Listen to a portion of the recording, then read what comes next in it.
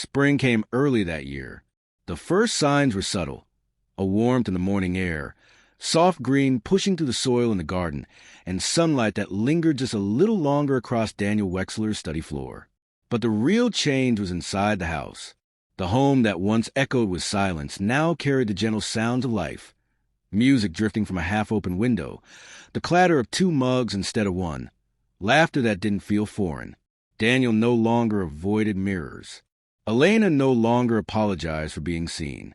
They had created a rhythm, imperfect but real. Some mornings, Elena would leave early for her classes, a worn backpack slung over her shoulder. Daniel would kiss her cheek at the door like a man who knew how fragile and sacred time could be. Other evenings, he would meet her outside the university library, waiting quietly in his car, content just to drive her home. She was studying public health. He was mentoring law students who didn't wear tailored suits. They had changed roles, not just in society, but in each other's lives. No longer judge and cleaning lady. No longer secret and consequence. Just two people who had stepped outside their assigned paths and found something better. One Sunday, they visited Puebla, Elena's hometown. She hadn't been back in years. Daniel, for the first time, was the outsider, awkward in language, slower on the dusty streets, unfamiliar with the rhythm of her childhood. But he watched her come alive among the color and chaos, her voice louder, her eyes brighter. Her sister, Maria, greeted him cautiously, but with time, softened. Over shared meals and evening walks, Daniel learned stories about Elena that she'd never told. Stories of sacrifice, of scraped knees and empty wallets, of strength masked as silence. When they returned home, Daniel surprised her. He had framed one of her old report cards, creased and faded, marked with perfect scores, and placed it beside his degrees in the hallway. She stared at it in disbelief. "Why?" "Because it deserves to be seen," he said. "Like you." They no longer cared who whispered. Friends came and went. Headlines faded. The world moved on, as it always does. But within their orbit, a quiet certainty grew. One evening, after dinner, Daniel stood by the window, the same one he used to watch her from all those months ago. "Elena," he said, not turning around, "do you remember the day I offered you coffee?" "Of course." "I wasn't just offering coffee." "I know," she said. He turned. In his hand was a small velvet box. Simple, understated, honest. He opened it. Inside a ring, nothing extravagant but elegant. Like her.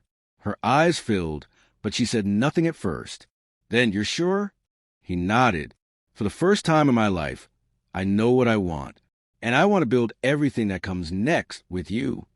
She stepped forward, took his hand, and pressed her forehead against his. "Then let's begin," she whispered. The headlines arrived like slow-moving thunder. Respected judge's personal life under scrutiny. Whispers of romance stir ethical concerns in judiciary circles. Daniel Wexler. From courtroom titan to scandal magnate? Daniel read them without expression. The articles were vague, no names, no proof, but the implication was clear. He had stepped outside the lines, and the world, eager for spectacle, was already sketching his fall. He closed the laptop and sat back in his leather chair. His office, once a sanctuary of structure and solitude, now felt like a room full of ghosts, all versions of the man he used to be, watching silently. He didn't regret Elena, but he regretted how unforgiving the world could be to love that didn't come with a pedigree. Later that day, at a judicial review meeting, the tension was thick enough to chew.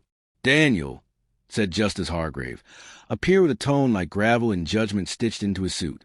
"There's concern. You're distracted." "I'm thinking," Daniel replied calmly. "Thinking is fine," another chimed in, "but judges don't change. Not overnight." "No," Daniel said. "Only verdicts change overnight. Judges stay the same until they rot." That silenced the room. He stood and left without excuse. At home, Elena waited. She was quiet when he entered, her eyes watching him like one might watch someone who's just come in from a storm but refuses to admit they're wet. "They're trying to corner me," he said. "Paint me as unstable. Bias." "Because of me," she said softly. "No." he said, walking toward her. Because of us. And because I finally became something they can't control. She looked at him for a long time. Then don't let them take it from you. That night, he wrote a letter. Not a resignation, not an apology, just a statement of truth. He read it aloud the next morning on courthouse steps, surrounded by reporters and curious onlookers. I am a judge, but before that I am a man. I have delivered justice for decades with precision and pride, but I have also delivered it without feeling. That changed when I remembered what it is to care, what it is to see humanity, not just guilt, to love without precondition. I will not apologize for becoming human. The press exploded. Some called it brave. Others called it foolish. But everyone listened. Elena watched it unfold from the back row of the crowd, her heart clenching as she saw him stand, exposed, unarmored, and unashamed. Later that night, she found him in the garden. He was trimming the roses himself, clumsy, slow, but focused. You're not giving up, she said. No, he said, not looking up. I'm letting go of the pieces that don't fit anymore. He wiped his hands and faced her. You said something once, that it's not always the floors that are dirty. She smiled. And you thought I was talking about you? He nodded. I was, she said gently. They both laughed then, openly, freely. The air between them cleared of caution. Weeks passed. Daniel began speaking at community hearings, teaching law to students in low-income neighborhoods. He made less money, got fewer phone calls from politicians. But he smiled more, laughed even. Elena, meanwhile, began attending evening classes. At first, just one, then two, then an entire program. Daniel insisted on paying. She refused. They compromised. He bought her books. She let him quiz her. Their worlds no longer felt separate. One night, as they prepared dinner together, he chopping poorly, she correcting him with mock impatience. Daniel paused. You changed my life, he said, without looking at her. She turned. No, you changed it. I just cleaned the window. He smiled. Still, he said, I think I'd like to build something new. With you. Elena put down the spoon. You're sure? I'm finally certain of something, he said. And it's you. She didn't answer right away. Just stepped closer until they were face to face. Then she whispered, then let's build. Daniel Wexler was changing, and the world around him noticed. His clerks whispered about his mood, no longer cold, no longer distant. Attorneys spoke of uncharacteristic leniency. He had begun offering second chances where once he delivered final sentences. His rulings, once carved in stone, now felt weighed in something softer, understanding. But what the world didn't know, couldn't know, was at the center of that change mopped the marble floors of his home every morning and spoke to him with more honesty than anyone ever had. It started with small things. Breakfast for two instead of one. A walk in the garden where he once paced alone. A scarf she forgot on the coat rack that he didn't return just to keep a trace of her with him. And then, one quiet Sunday, it shifted. She had stayed longer than usual to help organize the storeroom. When she reached to place a box on the high shelf, her balance faltered, and he caught her. Their hands met. Her breath caught. They stood frozen, the space between them charged with something undeniable. I should go, she whispered. He didn't let go immediately. Elena, she looked up. And just like that, something unspoken passed between them. Unwelcome in his world, forbidden in hers, but real. He released her hand. The next day, the doorbell rang earlier than usual. Daniel opened it to find his long-estranged younger brother, Leonard, standing in the doorway with a dry smile and a bottle of scotch. Still as punctual as a hanging, Daniel said dryly. Leonard smirked. Still as dramatic as a law book. They embraced awkwardly, the kind of hug men give when history is heavier than affection. They drank in the sitting room, silence often filling the gaps between stiff conversation. It didn't last long. So, Leonard said, eyeing a stack of freshly trimmed garden roses in a vase. What's changed? You look different. Daniel hesitated. I've been thinking a lot lately. About what? Retirement or regret? Both. Leonard leaned forward. Is this about the woman? Daniel blinked. I saw her, Leonard said simply. She passed through the hall. Young, not like your usual staff. She's not my anything, Daniel replied, too quickly. But you want her to be. Daniel said nothing. Leonard sat back with a sigh. She's not from your world. You know how this ends, Dan. A scandal. 1,000 raised eyebrows. Half your reputation buried in whispers. Daniel's jaw tightened. I'm not sure I care anymore. That's exactly the problem, Leonard said. You always cared. That's who you were. Daniel stood. Maybe that's who I had to be, not who I want to be now. Elena was cleaning in the hallway when she overheard Leonard's car pull away. She saw Daniel standing alone by the window, his posture tired in a way she hadn't seen before. You okay? She asked gently. He turned. Do you ever think this is foolish? She frowned. What? Us. Whatever this is. His voice cracked slightly. Do you ever worry what people will say? She stepped closer. I don't live my life for people who've never lived mine. He exhaled. I'm not used to this, he said. Neither am I, she replied. But here we are. He studied her face, every line and freckle, as if committing them to memory. You've changed something in me. She smiled softly. Maybe I just reminded you of something you forgot. Later that week, word of Daniel's recent judicial decisions reached the media. Some praised his new compassion. Others called it weakness. Rumors swirled that he was distracted, compromised, perhaps unwell. The old guard in his circle, politicians, donors, high society acquaintances, began to pull away subtly, like tides retreating from a storm. Elena noticed a shift. So did Daniel.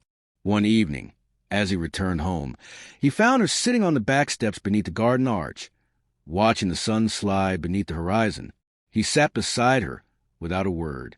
They're talking about us, aren't they? She asked. They don't know who us is. They will. He nodded. Let them. She looked at him. This doesn't scare you? It does, he said honestly. But the idea of going back to who I was, that terrifies me more. She reached for his hand. He took it, and in that moment, under the fading gold of the sky, they stopped being a judge and a cleaning lady. They became two people fighting for something both fragile and fierce. Rain whispered against the tall windows of Daniel Wexler's home, tracing silver veins down the glass like the slow unraveling of control. He stood by the window, untouched coffee cooling in his hand, his gaze fixed not on the world outside, but on the corridor behind him. Elena was there, somewhere. He heard the familiar creak of the supply closet door, the gentle clatter of a mop bucket. She had become part of the rhythm of the house, yet never intruding, never asking. Her presence filled spaces without disturbing them. Her silence said more than most conversations he endured at fundraisers and luncheons. It had been nearly 3 weeks since their first coffee. Since then, something intangible had shifted.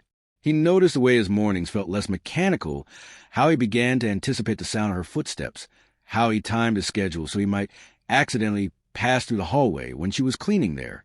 He told himself it was curiosity, or perhaps loneliness. But somewhere beneath that, in the quiet place where logic had no dominion, he understood it was more, and it unsettled him.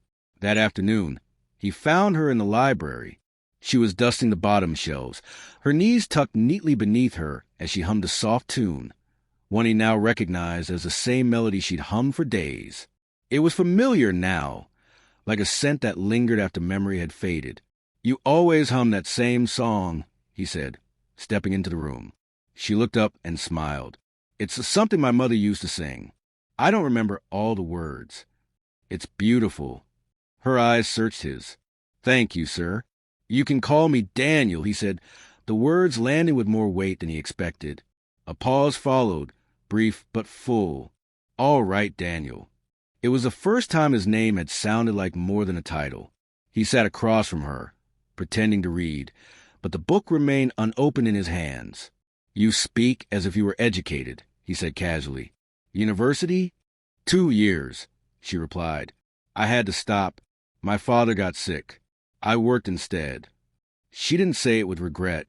It was just a fact of her life, offered without bitterness. That made it worse somehow.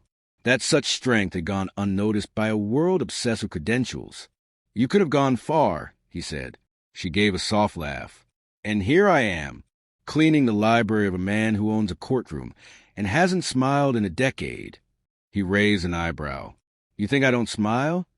I've seen pictures, she teased gently. You used to. Her words landed like a verdict. Honest, unflinching, and impossible to argue with. He stood slowly, unsure whether to thank her or challenge her. But Elena returned to dusting, her expression unbothered. She hadn't meant it as a wound, just truth. That evening, Daniel sat on his balcony with a bottle of wine he usually reserved for guests he never had. Below in the garden, he saw Elena speaking softly into her phone, her voice carried faintly by the wind. She laughed once, freely, fully, and it struck him harder than any courtroom accusation ever had. The sound didn't belong in his world. It was too alive, and he wanted more of it. The next morning, as she wiped the windows in his study, he asked, "Do you ever think about leaving this job? Doing something else?" She looked at him, surprised. "Why?" "Because you're," he paused, "more than this." Her expression softened. "So are you?" That stunned him. He wasn't sure whether to feel complimented or exposed. "I don't know what that means," he admitted. "I think you do," she said. "You just forgot." And just like that, the conversation ended, not with closure, but with something far more dangerous. Possibility. That night, he didn't sleep, not from stress or guilt or work, but from thought. About her, about himself, about the long years of silence he'd wrapped around his heart, like a robe he no longer knew how to remove.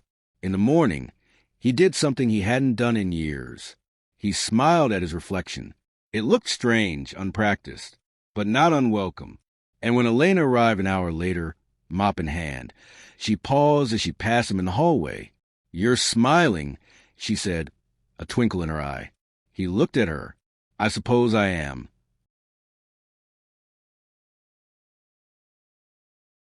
Elena Ruiz arrived the next day before dawn, as she always did. Her hands were calloused, not from age, but from years of quiet labor, scrubbing the overlooked corners of other people's lives. She moved through the grand halls with practiced efficiency, her cart squeaking faintly as she passed rooms still draped in morning shadows. Daniel Wexler watched from the upstairs landing. He wasn't spying, he told himself, just observing. Judges observed, assessed, measured, yet this wasn't his courtroom, and Elena wasn't a witness. She was something else, something he couldn't quite define. He descended the stairs slowly, each step deliberate. "Elena," he said, and the sound of his voice made her pause mid-swipe across a glass table. "Sir?" she said, straightening. Her dark hair was tied back in a simple braid, a few strands falling loose near her temples. She looked up, curious but not bold. He gestured toward the kitchen. "Would you like some coffee?" A pause followed. Not long, but long enough for surprise to register in her eyes. "You don't have to," he added quickly, awkwardness creeping into his normally rigid tone. She gave a small, grateful smile. "I'd like that." In the kitchen, more stainless steel than warmth, Daniel moved with unfamiliar clumsiness. He'd never made coffee for anyone else, never had to talk while it brewed. Elena stood quietly, her hands folded in front of her, not fidgeting, just present. "Do you have family?" he asked, pouring into two porcelain cups that hadn't been used in years. She nodded. "A younger sister, back home in Puebla. I send money when I can. She wants to be a nurse." He handed her a cup, and she took it with care, sipping it slowly. No sugar, no complaint. "You?" she asked. Daniel hesitated. It wasn't that he didn't have answers. It was that he hadn't said them aloud in so long they no longer felt real. "No," he said finally. "I had a brother. We lost touch." "You must be very busy," she said, not his judgment, just understanding. He almost smiled. That's the word people use. They stood in silence for a moment, not awkward, not forced, just two lives brushing against each other in an unexpected pause. Then she placed the cup gently on the counter and picked up her gloves. "Thank you," she said, as if he'd given her something more than caffeine. That day, Daniel noticed everything. He noticed how Elena took her time with the small things, straightening picture frames, wiping behind the faucets, folding towels with care. He noticed how she hummed sometimes under her breath, simple melodies without words. He noticed how she smiled at the dog on the neighbor's lawn, even though it barked at her every morning. He noticed, for the first time, that his house, his life, had been utterly silent before her. In court that afternoon, he found himself distracted. The case was straightforward, a petty theft charge, a repeat offender. But as he listened to the defense speak of poverty and desperation, he found himself thinking about Elena, about how someone could work tirelessly, without complaint, without recognition, and still find a way to smile. He gave the defendant probation and mandatory counseling. The attorneys blinked. So did the bailiff. Daniel didn't explain. Back at home that evening, he passed Elena in the hallway. She greeted him with the same soft nod and continued on, unaware of the shift she had triggered in him. Or maybe she wasn't unaware at all. Maybe she understood more than he did. That night, Daniel stood in his study, staring at the photograph Elena had paused at 2 days earlier.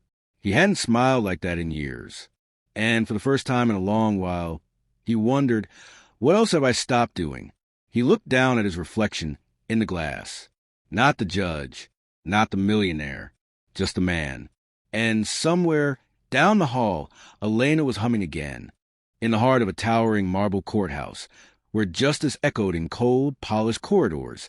Judge Daniel Wexler sat behind his monolithic desk, like a statue chiseled from iron resolve. At 53, he was a man of law, discipline, and precision, respected by peers, feared by criminals, and envied by rivals. His reputation was immaculate, his decisions unyielding, and his wealth vast. Yet behind the sharp lines of his tailored suits and beneath the weight of his accolades was a life so controlled it calcified into isolation. Daniel's home was a reflection of his soul, sterile, ordered, and silent. Each morning began with black coffee brewed to exact temperature, a newspaper folded at a precise angle, and a black car waiting outside to take him to court. He had no pets, no close friends, and no family save for a brother he hadn't spoken to in 7 years. His world was one of reason and rules. Emotions were distractions. Attachment were liabilities. That morning began no differently. The halls of his mansion whispered only the sound of his leather saws and the gentle rustle of papers. The cleaning staff, mostly invisible to him, arrived and departed in silence, like shadows performing a quiet ballet. He liked it that way, uninterrupted, efficient, distant. But something was different today. In the reflection of his glass office door, he saw someone new, a woman, perhaps in her early 30s, stood near the corridor, examining a framed photograph on the wall, a rare, candid shot of Daniel with a faint smile, taken years ago at an award ceremony. She didn't notice him watching. She just stood there, mop in hand, eyes quietly studying him through the frozen image. She looked curious. When she noticed him approaching, she stepped back quickly and lowered her gaze. "Sorry, sir," she said, her voice soft but steady. "I didn't mean to intrude." "You're new," he replied curtly, almost more a statement than a question. "Yes, sir. First day." He nodded barely and walked past her. It should have ended there. Another nameless employee, another silent presence. But something lingered. Perhaps her eyes, which held no fear, just gentle interest. Or perhaps the way she spoke. Not submissive, not overeager, simply honest.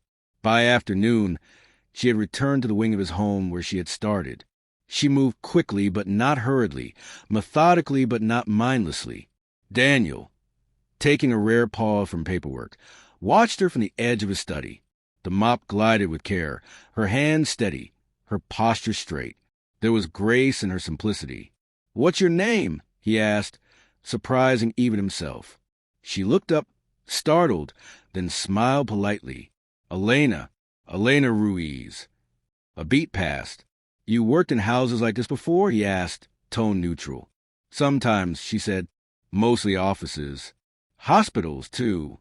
Her voice carried a warmth he hadn't heard in a long time. She didn't ask about his job, didn't compliment the house. just answered plainly, without flattery or discomfort. "You like the work?" he asked, almost amused at himself for continuing. She paused, wringing the mop gently. "It's honest.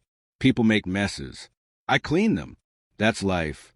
He tilted his head slightly. "Is that how you see it?" She met his gaze then. "Yes, sir. But it's not always the floors that are dirty." Daniel blinked. She turned back to her task without waiting for a response. The conversation ended there, but the moment didn't. It followed him like a whisper through the rest of his day. That night, sitting alone in the vast emptiness of his dining room, Daniel poured a glass of wine he barely tasted. His mind, usually preoccupied with legislation or headlines, kept returning to the cleaning woman who saw more than she said. In a single sentence, she had peeled back the surface of his orderly world and hinted at something he couldn't name, something beyond law, beyond structure, beyond wealth. He told himself it was nothing, a brief exchange, fleeting, insignificant, but deep within him, something stirred. And the next morning, when he heard the soft sound of her humming from down the hall, Daniel Wexler, millionaire, judge, solitary sentinel of justice, did not retreat into silence. He listened,